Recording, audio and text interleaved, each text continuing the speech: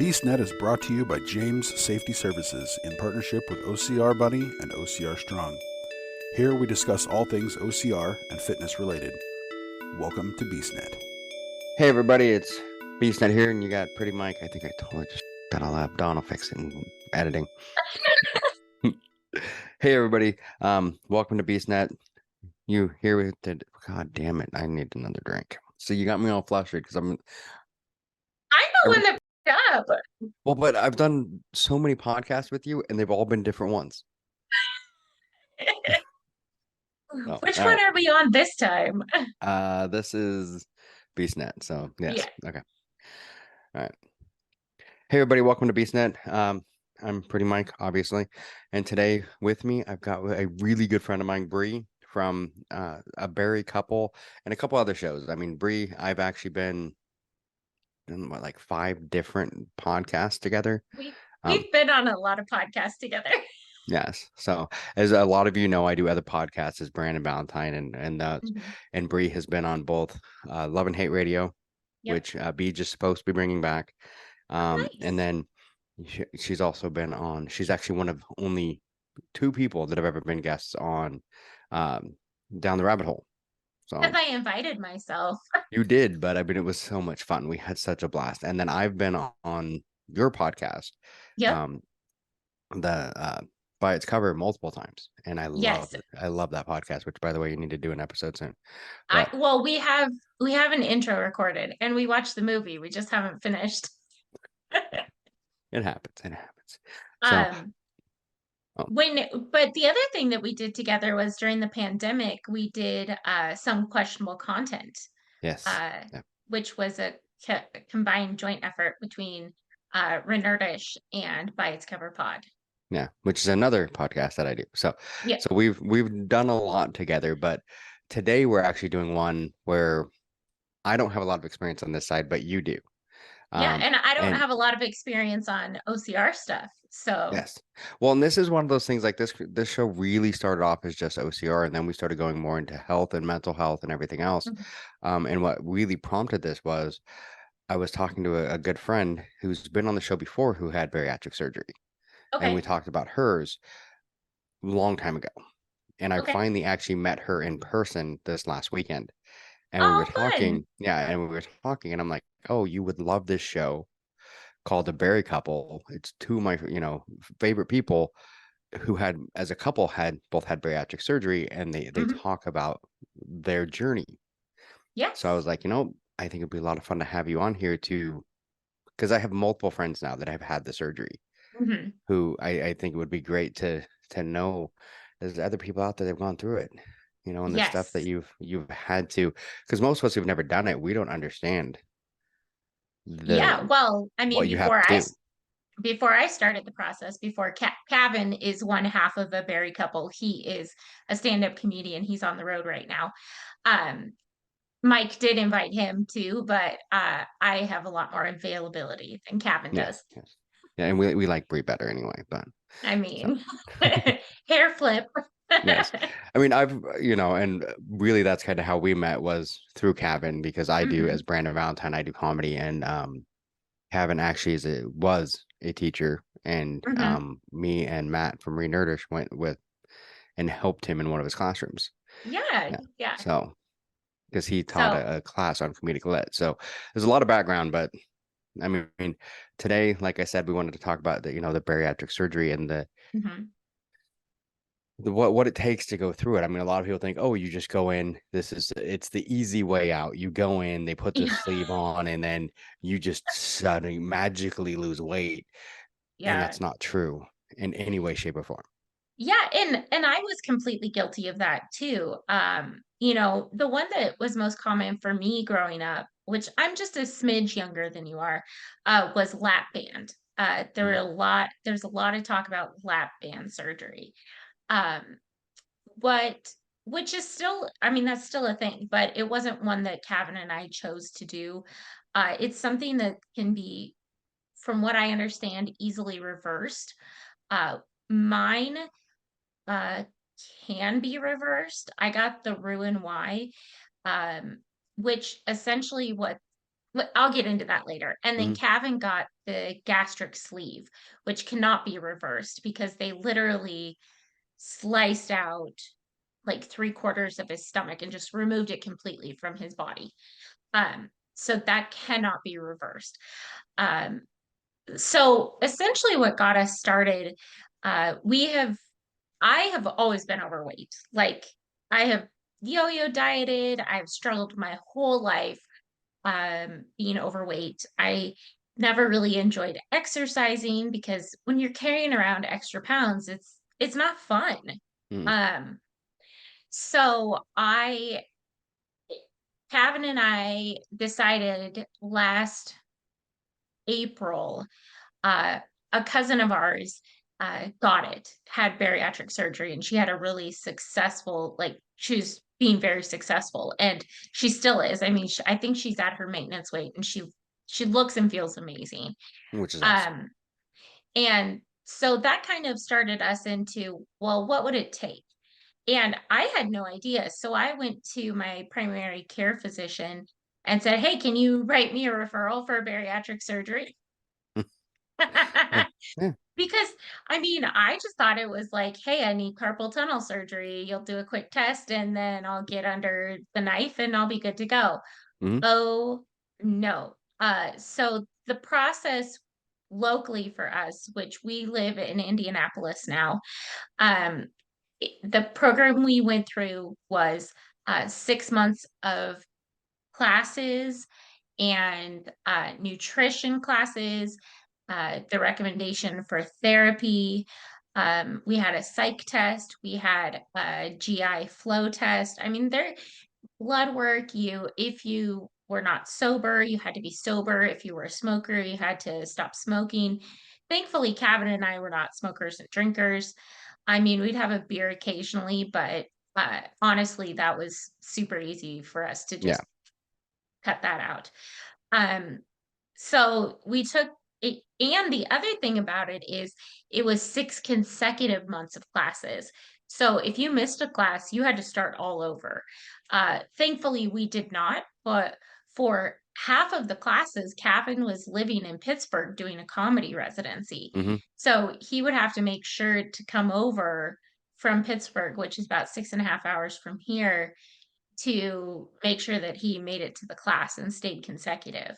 Yeah. Um, and it was it was an interesting experience. I'm actually really glad it was required to take those classes. I learned a lot more about like the functionality of food that goes into your body, like the purpose of it. Before that, I was always like, oh, well, you just got to eat something because it's fuel for your body. But Mhm. they really go more into like the nutrients and why they're important. Um, and I mean, protein is huge for post bariatric surgery patients. Our program recommends 60 to 80 grams of protein a day post surgery. Yeah. Uh, so do you have any questions so far?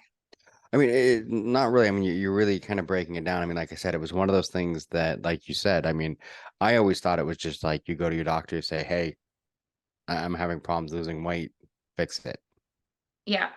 Yeah. And I never understood until I talked to, like I said, I've had a few people I've talked to in the past that have done it and have Hmm. told me about it. And then, yours and Kevin's journey where it was you had to go through all these classes Hmm. first and these psych evals and everything else. And you're like, wow, I never knew because there's so many things that it's not so simple that you cut it out and then suddenly you lose the weight and you're good. Right. And I think it has been one of the best things to focus on for us in is the fact that bariatric surgery is a tool. It's Hmm. not a cure-all. So if I truly just wanted to get rid of the weight with a surgery, you could have just done lipo, you know? Um, but we chose to go, well, first of all, insurance covered it, which was huge. Yeah, that is huge. Uh, which if you are going down this road and you're thinking about getting bariatric surgery and you get into a program, have them check your insurance before you put all that time and effort into it. Because my insurance, when I started the process, said that they do approve bariatric surgery, but then I talked to the insurance person that or the person that bills insurance through our program, and she's like, "They may say that, but they never approve it." So I actually had the time and the chance to switch to an insurance that would cover our surgeries. Um, so and that's one of the things we have, a group Facebook page for our community, our bariatric community in the area. And that's one of the things I see on there all the time. Insurance denied this, insurance refused that. Do you think my insurance will, or how long is insurance going to take? So do yourself a favor and do that research first. Your doctor's office should be, or whomever you're going through this program for, if you want insurance to cover it, have that conversation at the start. Yeah, which makes sense 'cause I'm pretty sure it's probably not that cheap. No, No, although I never saw the bill because it all got covered. yeah. Um, but and then there's some people that choose to go to different countries to get the surgery done. I'm not sure if they have to go through programs for that. I know that like Mexico is pretty popular, and then Turkey also. I've seen a lot of people go to Turkey to get the surgery done. Hmm, Um, interesting. which I was like, "Oh, I would never have thought that." Although I do know that Turkey is a good place to go for, hair transplants too. Hmm. Um, And you sent a cabin so there? no, I think Kevin's accepted Sorry, his I hair couldn't help follicle it. situation. Couldn't help it. We did we did see a picture of us the other day when we first started dating, and he had a ton of hair, and he's like, "I miss my hair." I'm like, "I'm sorry, honey." Yeah, it's gone. It's gone. Yeah. But and yeah, I mean, I couldn't imagine going to another country to do it because, like you said, the program, and from everyone I've talked to, it is the mental side. I can't remember what Mhm. year. I think my friend was telling me that I think it's like year 4 or something where a lot of people start having major issues, Yeah. like mentally and Mhm. everything like that. And it is a tough thing to do. I mean, it's one of those things. I mean, I've done the yo-yo diet. I mean, I lost a Mhm. bunch, then I'll get injured and I'll come back up a little bit. Right now I'm bigger than I want to be, but I'm not where I was, Yeah. thankfully. In fact, today I got a new indoor bike trainer showed up today that's what I was putting Nice. together right before we started this. So, because my goal is to do the Galveston Ironman in Okay. April. So Okay. I need to get the time in the seat. So there's Yeah. not a lot of great places right by my house to ride the bike, but when I get home and it's dark, I can just hop on the Mhm. trainer and go to town. So, Yeah. and that's another Um, thing. Do they have is exercise a big part of it?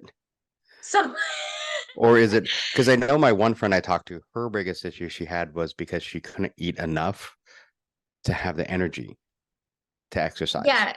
So it's and I actually admitted this to my nutritionist.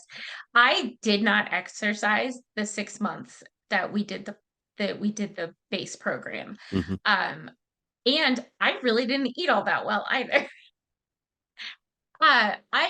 I learned a lot and I was going to therapy, so I was working a lot on my connections, my mental connections with Hmm. food and the relationship I had with it, which honestly, I don't think if I would not have done that, I would not be successful now because I was able to work through a lot of things that I didn't even recognize were food related issues.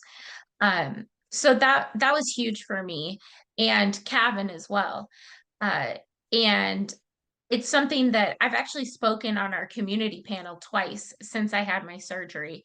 And a lot that I focus on is therapy, is Hmm. getting yourself in the right mental state. Because like I said, this is a tool. It's not an instant gratification, like you're out of surgery and you've lost 150 pounds. It's it's a process. I at my highest I was 295. For surgery I was 268, and I weighed in today. It My surgery is February 8th. I weighed in today at 169. So I'm almost 100 pounds since surgery. Um, and to look back on that and realize that just blows my mind. Um, it's But that being said, I didn't start really walking, exercising until July of this year.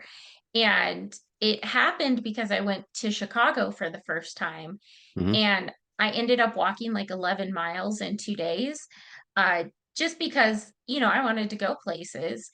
And I thought to myself, well, if I can pull that off, why am I not walking when I'm home? And so I started when I got home. I have this beautiful trail just right by my house. It's easy to get to, um, safe and well traveled. And um, I started with 2 miles, and now I usually do about four. I started jogging a little bit. It's good. Uh, but it definitely, you think that because you're walking that you're using all your muscles, but whoa, it takes different ones for sure. It does. It does.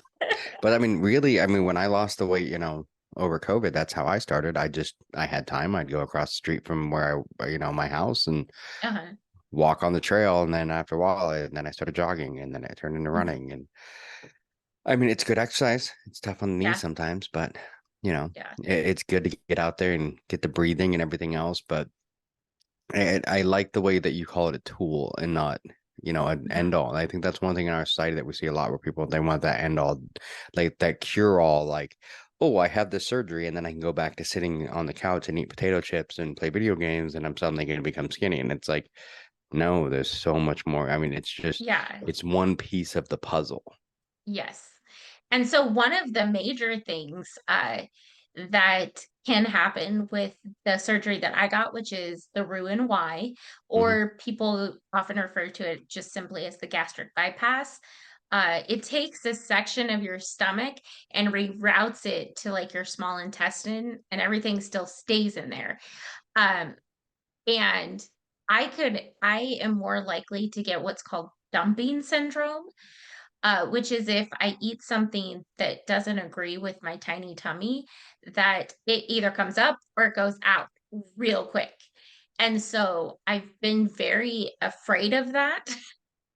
I can understand that.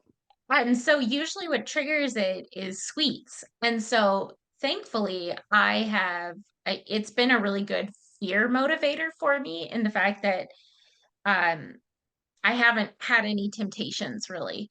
There was a couple times this summer where I was like, "Oh, some ice cream sounds good," and then I'm like, "But does it sound good enough?"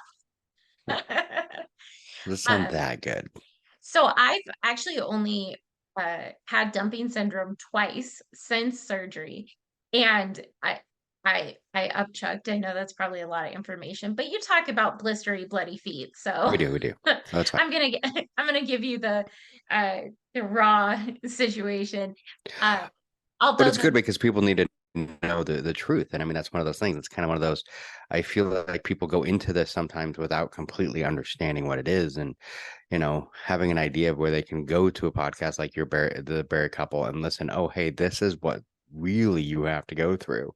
Yeah. I think it's good to understand that, hey, if you eat the wrong things, it may come up or out one way or the other.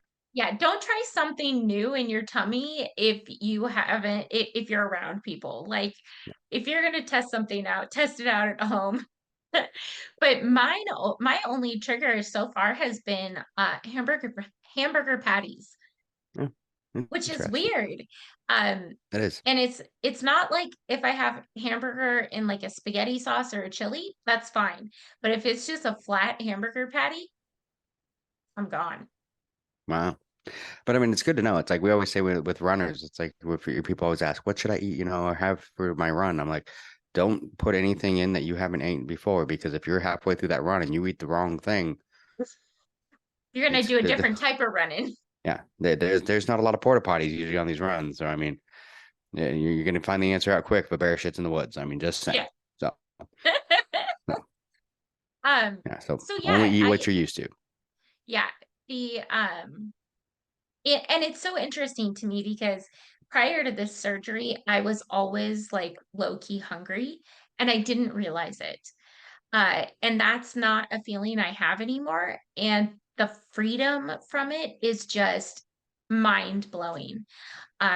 Like some days I'll forget to eat, which is not good. I do not Yeah. recommend it.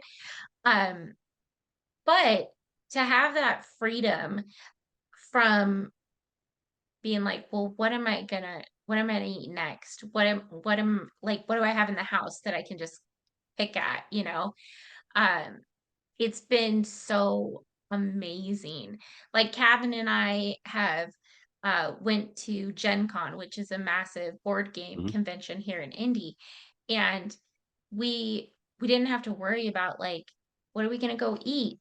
You know, it wasn't a constant thing in our brains. And so that has been extremely freeing, uh, to not have that hunger all the time, to not be controlled by it.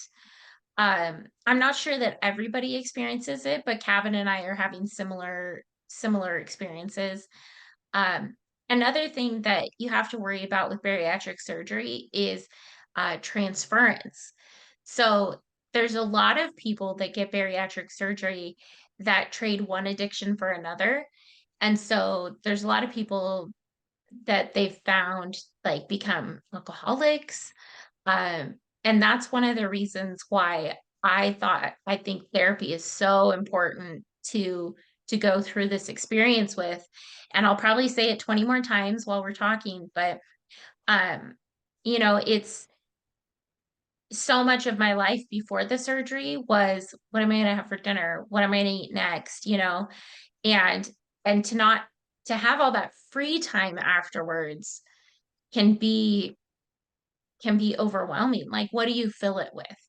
Mhm. Uh, and so some people like do or become gamblers or shopping addicts, or where are you going to get that dopamine hit from? So that's really important to have those conversations with yourself consistently. Like, am I walking into any bad habits trying to fill this void? Um, and thankfully I haven't experienced that. um I have had a couple beers since. uh I know, right? I Yeah. went to Ireland and had half of a pint of Guinness, because if you're in Ireland you have to have Guinness. You can't not go to Ireland and not have Guinness. I mean, yeah. Yeah, but I mean everything hits so much harder, so much quicker, because there's it's like direct shot to your tummy and then into your intestines. Like, you could get real lightheaded real quick. Oh, I'm sure. I'm sure. So I know that it's was an like I adventure. said, my one friend that I talked to that does OCR, one of her issues Mhm. she had was getting enough because of that. Because I'm pretty sure she Mhm. had the same one you did, where keeping the energy level because everything, like you said, hits and goes through a lot faster. Mhm. So a lot of times she wasn't getting the nutrients as Yeah. much as she would normally. So all of a sudden she had to eat differently to make sure that she had the energy to do more than 3 or 4 miles. I mean, to be able to hit, the 13 miles and stuff like that that you do in some OCRs, and Yeah. having that fuel on course to make sure she could do it because your stomach is so much smaller at that point. Mhm. You need the same amount of fuel really to get the race done, but you don't have the stomach size to do it. Yeah, and it's all a process. I mean, you were talking on your last episode. Was it with, is it Megan? I The think so. OCR Yeah. trainer. Yeah. Yep. So, about how, you need to do your testing beforehand.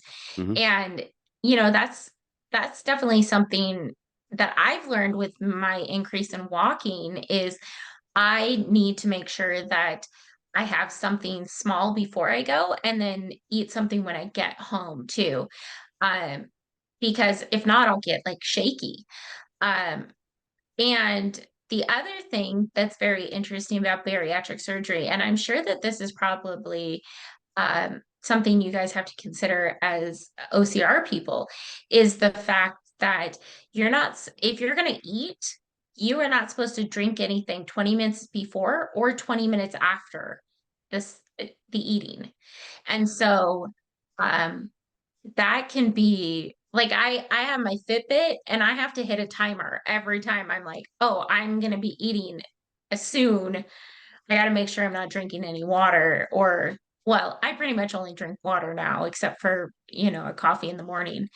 Um, but I mean, that I can imagine is quite the challenge for true athletes that are doing like the Tough Mudder and the OCR stuff. And because Yeah. that's definitely something you would want to test out before you get to the day of the race. Yeah. And that's one of the ones I've talked to a couple people that have had the surgery, different ones. And that was one of the biggest things was for finding the way to be able to keep their nutrition level up. I didn't know about the not drinking 20 minutes before because that would be interesting. Is that because of the size of Hmm. okay. Yeah. Because I know they always And say if you want to feel full, drink water, and that'll yeah. yes. The other thing that, at least in our program, is we're not allowed to have any type of foods that expand once they get into your stomach. So we're not allowed to have pasta or rice or bread of any kind, which I know are huge carb loaders. Hmm. So I don't know how that would impact athletes. That would be an interesting one. Yeah. Yeah. I mean, I guess you could just take a spoon of peanut butter. It's yeah. But even that has a lot of sugar in it, and so you got to test that out because you might have to go to the Yeah. bathroom.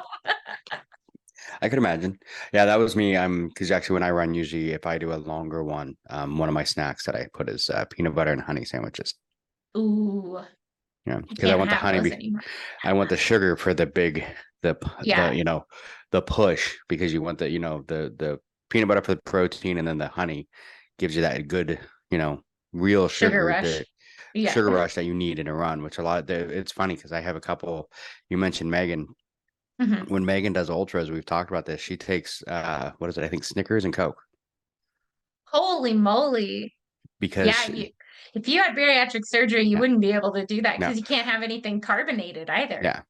Yeah, she likes the like Snickers and Coke because when you're doing before an event, you don't want to eat anything with a lot of sugar, but during an event, you want that quick sugar that you're going to get from the Mhm. yeah, her other one is pizza when she's doing long events. I heard that. Yeah, I heard that on that episode. And I Yeah. was I like, was like, I mean, can't have that either. yeah, it's like I wouldn't have thought it's like those things that you wouldn't think of, you think of all these like Yeah. healthy foods, but I've learned from a lot of ultra runners, they're like, "Oh yeah, I eat healthy until I'm in the race."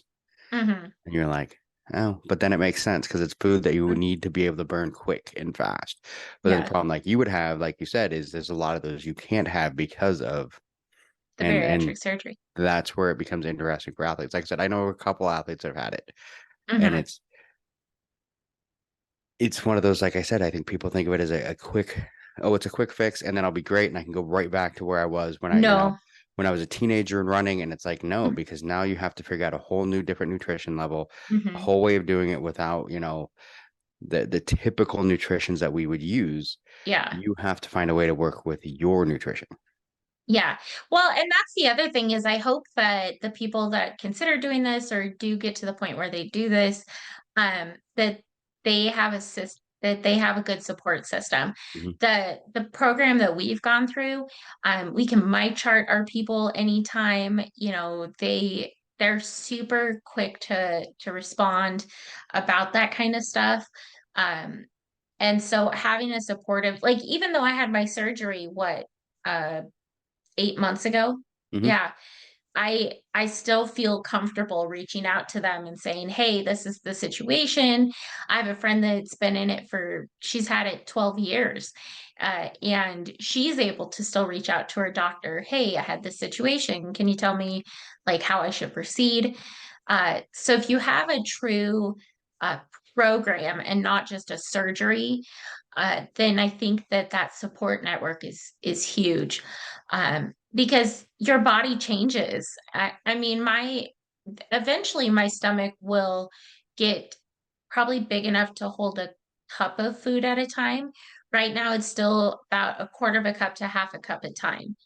Um, and which I challenge anybody that's listening or watching this to go and measure out a quarter cup of water or soup or something, and then eat that and realize that bariatric patients for the first six 6 to 9 months, that's all that can fit in our tummies at any given time. Mhm. Which is one of the reasons why we're able to lose weight, what they consider rapidly. Um, but at the same time, that's really what helped me realize that food is just a nutrition source, Mhm. because everything that goes in my mouth has to count towards keeping my body moving. Especially because I uh, am a female, or anybody that has female parts, like we have to deal with menstruation. That's something that I have to take different vitamins than Kevin does to make sure that I don't become anemic. Also, the Roux-en-Y surgery is is more likely to have malnutrition because of how things are absorbed into the system. Mhm. So I have to be more careful with my vitamin intake. I'll always be on bariatric vitamins for the rest of my life. So will Kevin, but I will be more likely to uh, get have malnutrition, malabsorption issues than he will. Um, so yeah, I have to take extra things because of when when the lovely lady time period happens. Yeah. Yeah. Once again, you talked about bloody feet. I can talk about Well, I periods. mean, it's a medical thing, and I mean, it's something that's going to come up, and that I mean, and it is something that is, I mean, biologically going to happen to people who are, who Yeah, have those parts. I mean, yeah, it's going to happen that way. yeah. So it's things, and I'm still learning. It's still trying to figure things out. Um, Plateauing is definitely a thing, just like any weight loss. Um, and I'm sure you've had it before too. Mhm. You've just been hitting that go down, and then all of a sudden it's like, well, fuck you for 3 weeks. I'm not moving. That scale's Yeah. not moving. But one of the major things that we focus on is non-scale victories. And I'm sure that that's huge for you guys too when you're training, Mhm. um, and all that. It's the feel of your clothes. It's that first time I got on an airplane and I didn't need a seatbelt extender.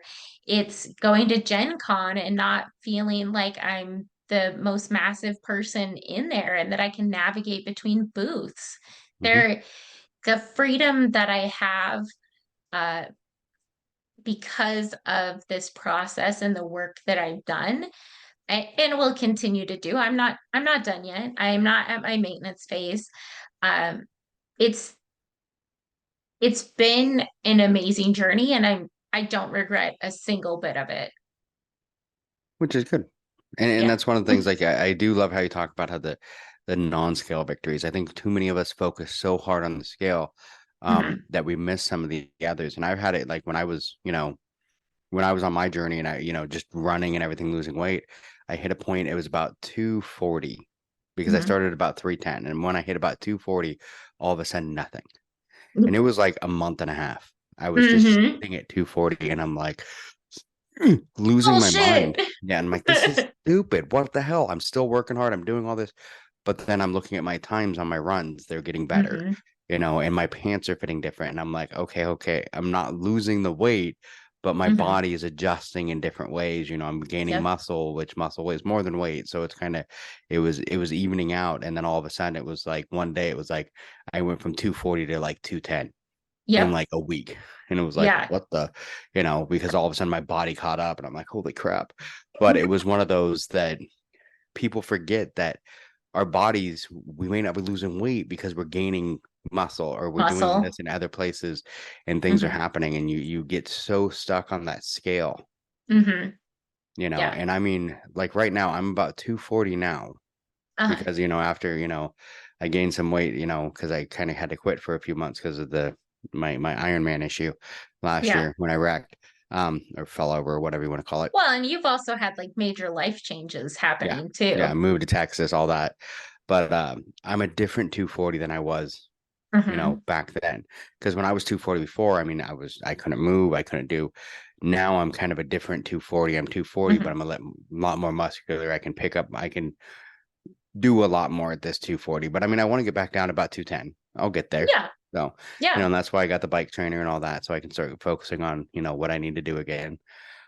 Now that I'm settled in Texas and everything's going, Yeah. good, which I love it here so far, except for today. It's like 50 degrees, which is just stupid.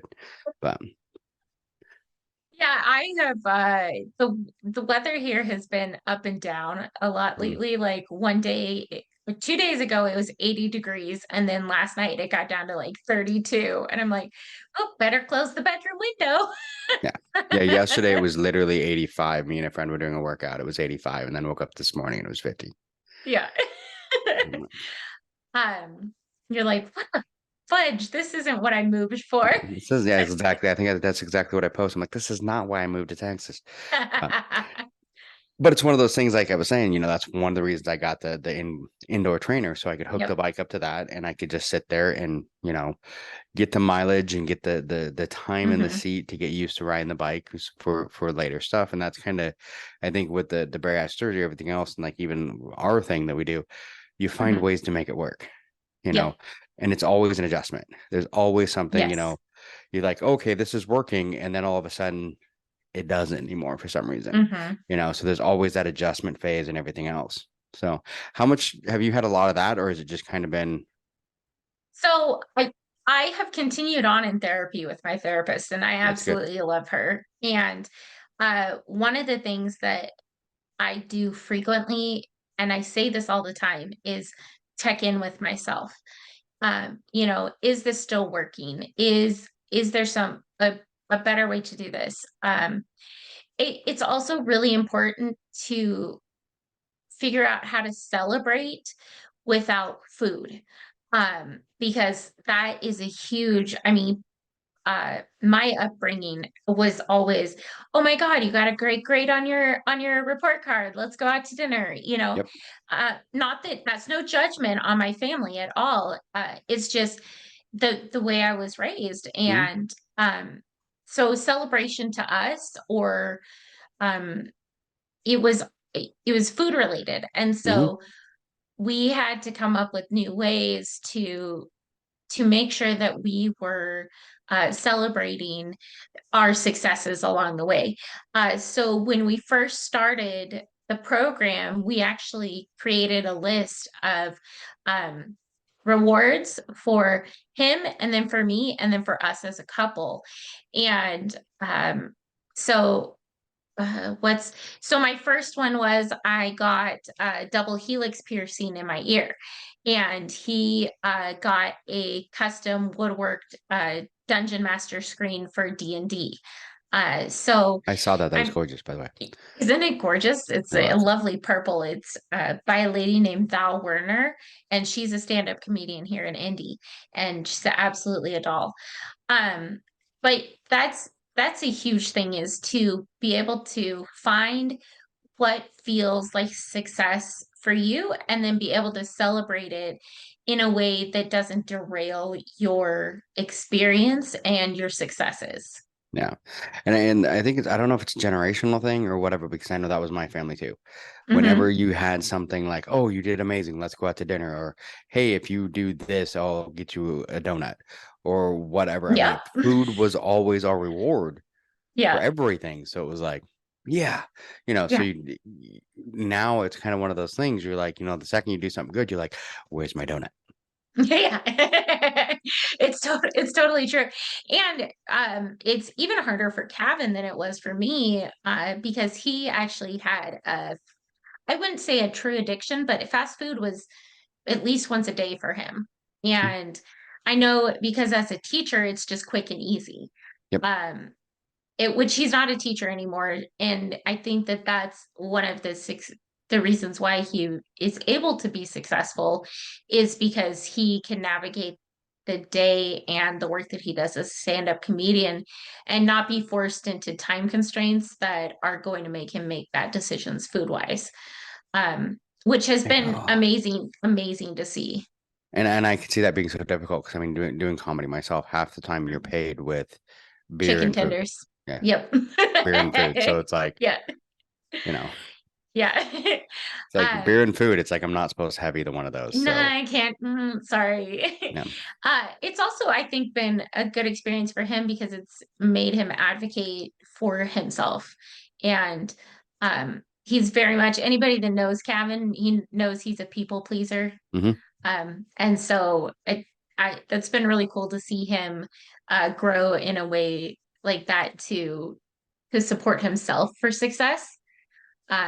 Especially since I'm not all well, I'm mostly not there when he's performing, so Yeah. I'm not not like, sorry, he can't have chicken tendies. Yeah. Which I mean, it's a tough thing because I mean, you do get into that, for me, along with being, a reward, it was also my nervousness. If I've Uh-huh. got nerves, I'm worried about something, first thing I do, Hmm. I'm gonna reach for food, you Yep. know. Not as much alcohol, occasionally alcohol, but I've never really, I don't want to say I've never had a problem with it, but I'm a situational. If I'm in a bad situation, I'll drink, but um, I'm not. But Yeah. it's a nervous thing, it's whatever. But food is my big nerves. If I'm nervous, I will eat it. And then the Hmm. whole thing of you have to finish Oh whatever's on yeah. your plate. So I'm one of those that would sit there and just pick at it, even though I'm stuffed and it hurts. But I'm like, Yeah. I have to eat it all, you know. But yeah, so I Waste think that not, would want be, not. yeah, that would be the hard one to like really break the habit of. What's funny is I found out like yesterday that I think my wife has my big problem with drinking sometimes, but we went to a game, the football game, and we're at the bar, and I went to order another one, and she's like, another double, and I'm like, double, and she's like, yeah, that's what you've been drinking, and I'm like, that's the problem. There So we go. yeah, Amber started it off with doubles. So when I was on like my third one, and I'm thinking I'm like, oh, no wonder I'm like, this Yeah. is three should not make me feel like this, but I'm like, they're Yeah. doubles. That I didn't know they were Um, doubles. okay, that makes me feel better. So I'm like, honey, you're driving home. But it's what, yeah, it's for me, it's always been food is, not only a reward, it was also my nerves. So if I Yeah. got nervous, I ate, which I mean, for Stress, me, yes, sad, stress, sad, emotion. whatever. Um, until I was like 25, 26, I had like an insane, metabolism. Fuck Like you. I was w- I know it's horrible. When me and Amber got married, if you see pictures Yeah. of us when we got married at 24, I was 160 pounds. Wow. Yeah. And that was Do my you biggest. At that point, did that was the biggest you I'd ever been. did you have long hair? No, my hair was Okay. like Yeah. military short. So, which I was never in the military, but that was that short. But yeah, Yeah. so it was, yeah, I was like 160 pounds when we got married. And then it was just kind of all of a sudden my metabolism. And that's kind of the thing for me. It was all of a sudden then, years later, I'm like, how did this happen? Yeah. But It sneaks up on you. it does. It does. So, I mean, it really does. And that's kind of one of the things, um, with the surgery, it helps mhm, now. But if you don't keep up with everything, and do what you're supposed to do and and that's why I think it's amazing that you have the group and the help and the mhm, support. And I mean, especially with like you and Kevin doing it together as a couple, I mean, you yeah. have each other to support. That was what helped, like when I lost all the weight. A lot of people don't know Amber was doing Weight Watchers at the same Yeah. time, and she lost a lot of weight too. So as a couple, we were able to do it. And I mean, when you have that support group and Mhm. you can do it together, it's a It's huge huge. huge help. Yeah. That's one of the reasons why we started a berry couple is um when we went into this process, we didn't see a lot of information online for people for couples doing it together. And we're like, we need we would like to be able to advocate for it, to share the experience. We've been very lucky. We haven't had any massive reactions. We didn't have any in errors with our surgeries. There are some people that do go through some, I mean, just like any surgery, you're taking a risk, you're taking a Mhm. gamble. But so far, and knock on wood, in the future, I think our gamble has paid off uh, exponentially for us. Uh, but I know that at one point I looked at Kevin and I said, I'm doing this. I'm getting this surgery. You don't have to. I'm not going to make you. This is your choice in your body. Hmm. Uh, but I'm doing this. And he's like, I'm doing it too. Yeah. And I just know how hard it would be if you had one versus, but not the other. And we're very lucky in the fact that we don't have children. The only other entities that we have to feed in our house are our three dogs, who actually eat more in a day than we do now. So us having this journey together has made it so nice. And, my family, although they were worried about me going and having a surgery, because like I said, you never know when Yeah. you're under You never know. anesthesia. Um, they've been super supportive. When I went to Ireland and Scotland with my mom and my auntie, they were very much like, are you okay? What kind of food can you have? Like, how are we gonna, like, do we need to navigate this? And like my mom and I would split food a lot. And when I was done, and they were totally just fine with that. So even though they live in Washington, they've been very supportive. Um, and that's huge too. It is. And I think a big success, or a big thing that we haven't had to deal with, that a lot of other people our age or in this situation are, we don't have to feed kids. Yeah. We just have to And worry about ourselves. it sounds weird, but it's true. I mean, that's one of the things I can remember as a teenager. I used to get so annoyed with my Mhm. parents because they would go on diets and all of a sudden there's nothing to eat in the house. And I'm like, what Mhm. the hell? And they're like, well, we're on a diet. And I'm like, I'm 120 pounds, people. I'm like, I need to eat. I need to Yeah. gain some weight. Like I'm buying like things of whey protein, trying to make my body gain weight. And there all Yeah. of a sudden there's nothing to eat in the house. And they're like, oh, we can't have any. I'm like, I need to eat. Yeah. And I can get that. And that's like where me and Amber got lucky was like it was just us. I mean, Benton was still at home, but he was working Yeah. and doing other stuff. So I mean, he kind of had his food, we had ours, and we were able to do it together as a couple. And Mhm. I've seen so many times where people get derailed because all of a sudden it's like one partner is like, okay, I'm gonna do this, and the other one's like, good luck. Yeah. And then orders And a pizza. mhm, yeah. And then all of a sudden they're over there eating their salad or whatever, eating right, and they're, like Yeah. so they got a pizza, or you get that all the time too. Oh, I'm gonna get a salad from McDonald's, and it's like you might as well just get the Big Mac. Yeah. I mean, it's So, probably gonna be just as much as good for you. yeah. Yeah. So it's been, I mean, having Kevin on this journey with me, us doing it together, us talking about it, checking in with each other, um, really trying to be cognizant of the different ups and downs of it, Hmm. so we could talk about it, has been, I think, one of the best experiences of my life. And I'll see, one thing I have to tell people, if you're considering this surgery, take before pictures, Hmm. because we didn't take them at the start of the program. We took our first before pictures on December 22nd, 2022, and Kevin's surgery was on the 28th of December. Mine was on February 8th of 2023. So just 2 months Yeah. difference. And let me tell you, getting to see the side by sides, we try to take them every month or so. Um, on days or weeks that you plateau, seeing those before versus current progress photos, just it keeps your spirits so high. And is it really is a great way to remind yourself of all that you've been through. And it's not just a calorie reduction thing. It's not. It's a whole mental change. And I mean, as douchey as that sounds, it is like a whole body, whole mind experience. Hmm. And there are people that I've seen that have to go in for revisions because they've gained it all back. And I hope to never get to that point. And I think one of the ways that one of the things that I'm doing now, that we're doing now, in hopes to not revert, is chronicling this journey through a Bari couple, to hold ourselves accountable and to share the ups and downs, because it's not all sunshine and roses. And I mean, loose skin, baby. That's Yeah.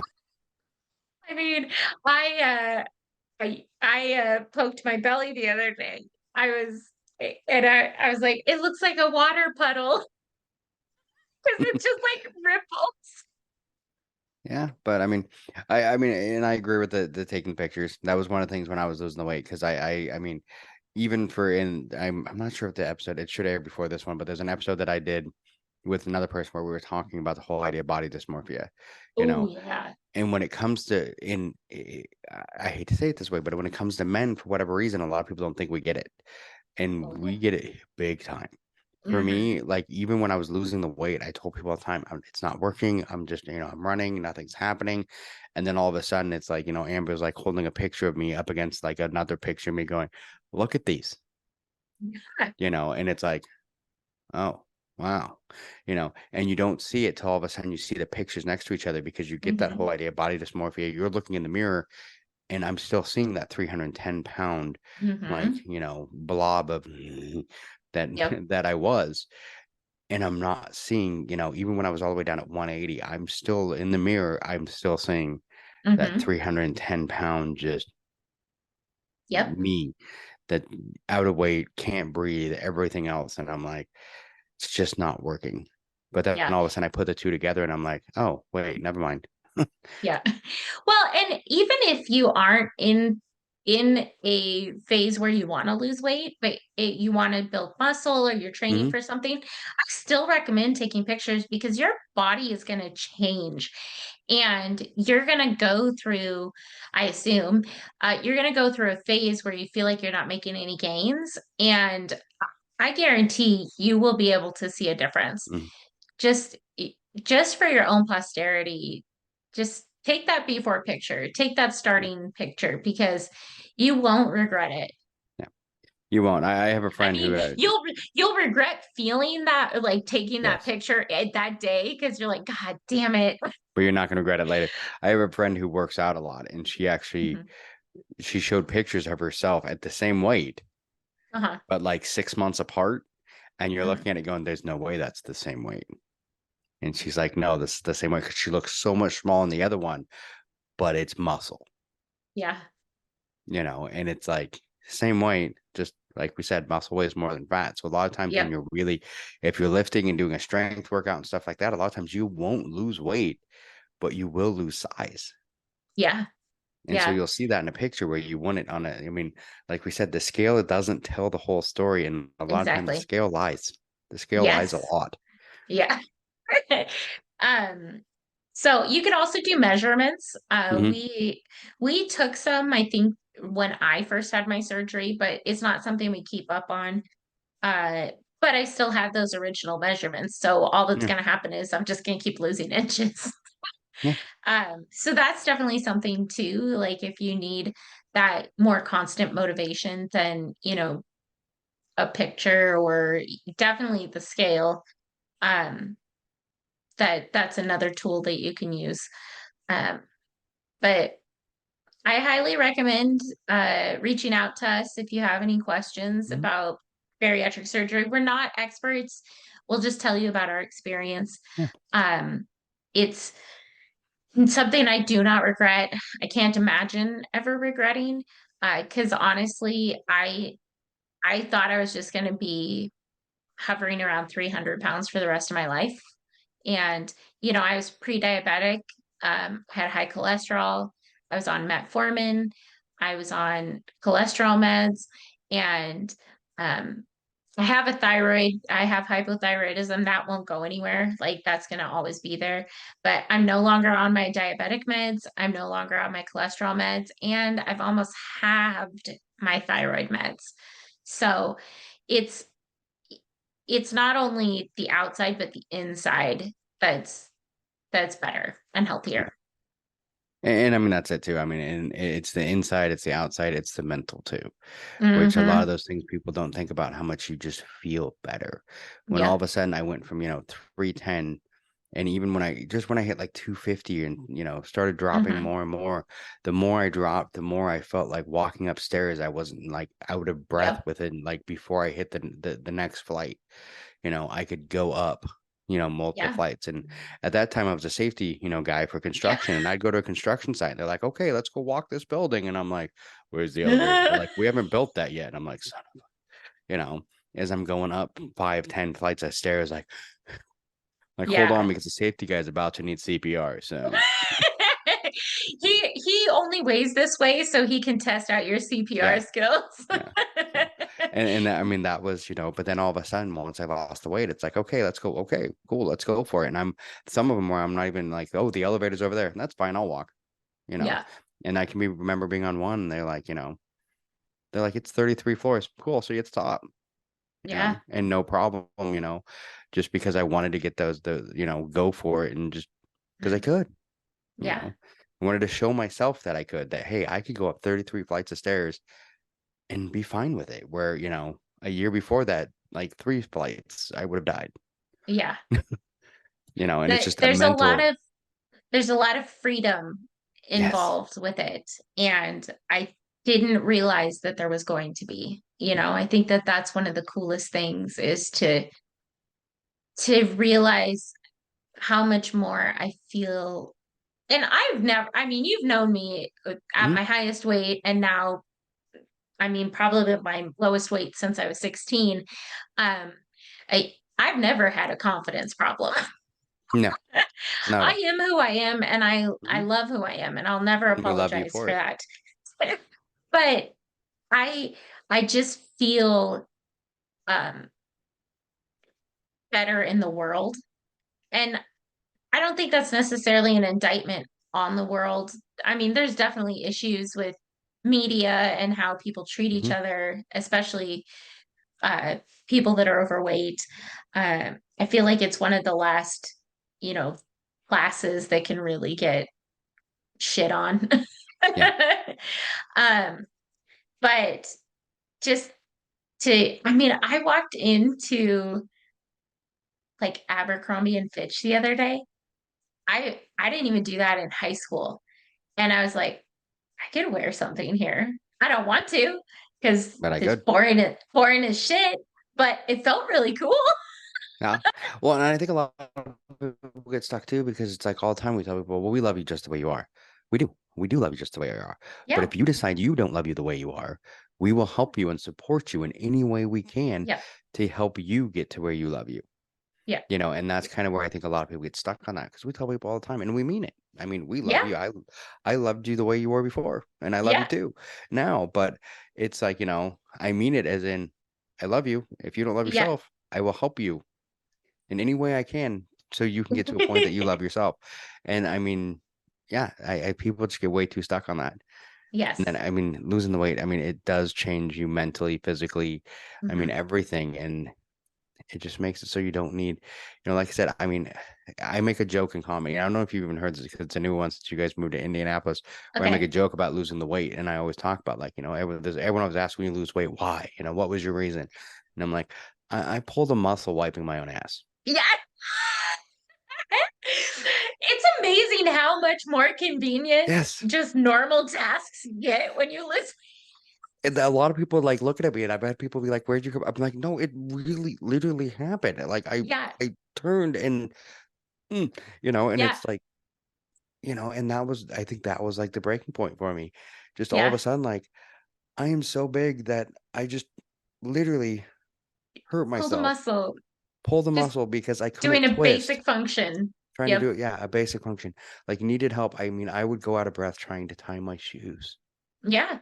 That's why a Yeah. lot of I still do it now, because I just like them. I got the elastic shoelaces, so I could just put my shoes on like slippers, and Nice. everyone's like, "Oh, it's like, oh, comfortable," all that. And it's like, no, it's because I couldn't breathe enough to Because tie my my shoes. diaphragm would collapse when I Yeah. bent over to tie my shoes. It's like that was but it's like you don't want to admit that to people, like, yeah, I can't tie my shoes Yeah. because I'm too fat, you know. Yeah. But it's like, once you lose the weight, you're like, oh, wow, I can do all this stuff. I don't need someone to tie my shoes for me. It's like, Mhm. I mean, it sounds really gross and whatever, but Amber clips my toenails for me. Most time, the reason that started was because I was too fat to do it myself, Yep. I've been there for cabins, so and it's one of those things like, she did it because I was, too yeah, fat to do it for me. And it's just, yeah. you don't realize sometimes until all of a sudden you lose the weight and you're like, Shit, I I can can do do that. this. Yeah, I can do Yeah. this myself. I don't need someone to See, do this for me. it's that freedom. Yes, Yeah. it Yeah. is. No, I totally, and it's those little things Hmm. that add up way more than the scale loss, in Yeah, my opinion. it does. It does. It's what's funny too is it's like even for me now, it's like I went and bought a Kia Forte because Okay. the gas mileage is amazing, and Nice. my work is 60 miles away. Oh, So, geez. but it's only an hour drive because Oh, traffic moves in Houston. So, unlike Seattle. it's not like Seattle. No, it's not like Seattle. But and we had one before years ago, but I hated it Hmm. because I couldn't get in and out of it very well Yeah. because it was Yeah. so low. That's why we've always had SUVs. Yeah. And a lot of people don't realize that why bigger people have SUVs, they're easier to get in and out of. Yeah. Well, it's funny because and I don't know if you've had to deal with this, but I had to buy Kevin a cushion for his because he drives so much for comedy that he with his weight loss, he had his butt is like disappearing. Yeah. And so it was really hurting his tailbone. So I bought him a nice like fluffy cushion pillow to sit on while Mhm. he's driving. Yeah. No, I haven't had to do that one yet. But Yeah. like I said, we've always had SUVs and stuff like that because it was easy to get in and out of because when you're Mm. bigger, you can just you slide in and out. When Yep. you get a smaller car like the Forte, you Mhm. have to go down. Yep. And a lot of And then you times have going to down, get yeah, up. and then you have to get up, and it's like, yeah, it's amazing though once you lose the weight, how better you feel on a lot of Mhm. things, So, I mean, if there's anybody out Things there that that's you didn't even realize no, were that they you just got were. used to, Yep. you just thought it was Yeah. normal. Yeah. Yeah. It's like, oh, everyone has to do this. This is normal, and then all of a sudden you lose the weight, and you're like, oh, Oh, this wasn't normal. This was yeah. just because I was bigger, Yeah. which I mean, people have issues with, and it's one of those things. If you're someone listening to this and you're having nothing against anybody who is a bigger person. There just are some I people that are know. bigger and they're That'd happy be that way. If you're happy hip. with yourself, be that way. Yeah. If the hypocrisy would be high if I had a problem with anybody of a bigger Yeah. size, because like I said, I've always been overweight. Yeah. Hey, And I mean, I had to have major surgery to take control of it. So there will be no judgment, only support. no. Yeah. Only support. So is there anything else you wanted to say before we Thank you so much for oh having yeah. me on.